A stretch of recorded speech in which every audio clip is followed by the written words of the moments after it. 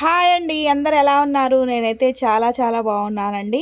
మరొక కొత్త వీడియోతో మీ ముందుకైతే వచ్చేసానండి. మిగిలిపోయిన అన్నంలో గుడ్లు వేసి చూడండి. ఈ స్నాక్స్ అయితే రెడీ అయిపోతుంది. చాలా మెత్తగా ఉంటాయండి, నోట్లో వేసుకుంటే కరిగిపోయేలాగా. రండి, నేను ఎలా తయారు చేశానో వీడియోలోకి అయితే వెళ్ళిపోదాము. ముందుగా మిగిలిపోయిన అన్నాన్ని ఒక కప్పు తీసుకున్నానండి. తీసుకొని ఒక బౌల్ తీసుకొని బౌల్లో వేసేసుకుందాము. అప్పటికప్పుడు వండిన అన్నంతోనైనా సరే చేసుకోవచ్చండి. నేనైతే మిగిలిపోయిన అన్నంతో చేస్తున్నాను.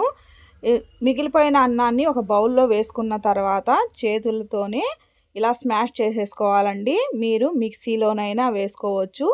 తర్వాత ఒక గుడ్డు పగలగొట్టుకొని వేసేసుకుందాము. వేసేసుకున్న తర్వాత అన్నము ఈ గుడ్డు మొత్తం కలిసేలాగా కలుపుకుందామండి. చక్కగా ఇలా కలుపుకున్న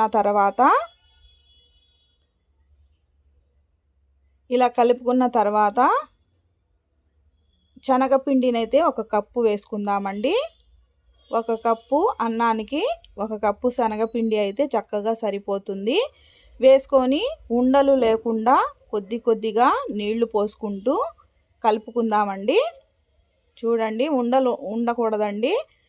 అప్పుడే ఈ స్నాక్స్ అయితే చక్కగా మెత్తగా వచ్చేస్తుంది. చూడండి, ఇలా మొత్తం కలిసేటట్టుగా కలుపుకుందాము. ఉండలు అస్సలు ఉండకూడదండి. చూడండి, ఇలా కలుపుకున్న తర్వాత రుచికి సరిపడే సాల్ట్ వేసుకుందాము. కొద్దిగా జీలకర్ర కూడా వేసుకుందామండి. ఉల్లిపాయ ముక్కలు ఒక అరకప్పు వేసుకుందాము. అలాగే కొత్తిమీర కూడా వేసేసుకుందాము. నేనైతే క్యారెట్ కూడా వేస్తున్నానండి. తురిమిన క్యారెట్ వేసుకుందాము. తర్వాత మొత్తం కలిసేటట్టుగా కలుపుకొని కొద్దిగా నీళ్లు పోసుకొని కలుపుకుందామండి. మరి జారుడుగా కాకుండా గట్టిగా కాకుండా నేను వీడియోలో చూపిస్తున్న విధంగా ఇలా కలుపుకోండి. నేనైతే ఎలాంటి తినే సోడా కానీ ఈనో కానీ వేయట్లేదండి. మనం ఆల్రెడీ శనగపిండి వేసాం కాబట్టి వేయని అవసరం లేదు. చూడండి, ఇలా కలుపుకుంటే సరిపోతుంది. కలుపుకున్న తర్వాత పక్కన పెట్టేసుకుందామండి. తర్వాత స్టవ్ వెలిగించేసి ప్యాన్ పెట్టేసుకుందాము. గుంత పొంగణాలు వేసే ప్యాన్ అండి. తర్వాత కొద్దిగా ఆయిల్ వేసుకుందాము.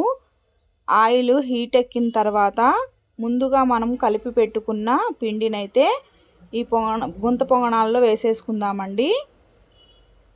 ప్యాన్లో అయితే వేసేసుకుందాము. మొత్తము ఇలా ఫిల్ చేసిన తర్వాత చూడండి, ఇలా వేసుకుంటే చాలా బాగుంటాయండి. చాలా రుచిగా కూడా ఉంటాయి. ఇవి ఒక్కసారి తిన్నారంటే అస్సలు వదిలిపెట్టరండి. పిల్లలకి స్నాక్స్ లాగా పిల్లల బాక్స్లోనైనా వేసి పంపించేయచ్చు. స్కూల్ నుంచి రాగానే ఈ స్నాక్స్ చేసి పెడితే పిల్లలైతే చాలా ఇష్టంగా తినేస్తారండి. చూడండి, మొత్తం ఇలా వేసేసుకున్న తర్వాత మూతనైతే పెట్టేసుకుందాము. ఒక 10 నిమిషాల తర్వాత చూడండి, సన్నని మంట మీద ఇలా ఉడికించుకుందామండి. ఒక్కొక్కటి ఇలా తిప్పుకుంటూ ఫ్రై చేసుకుందాము. చాలా సాఫ్ట్గా ఉంటాయండి, మెత్తగా.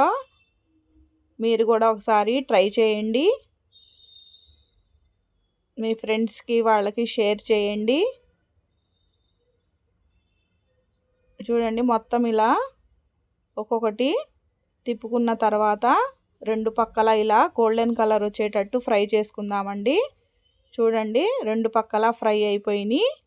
స్కూల్ నుంచి రాగానే పిల్లలకి ఏం స్నాక్స్ చేసి పెట్టాలా అని టెన్షన్ పడే అవసరమే లేదండి.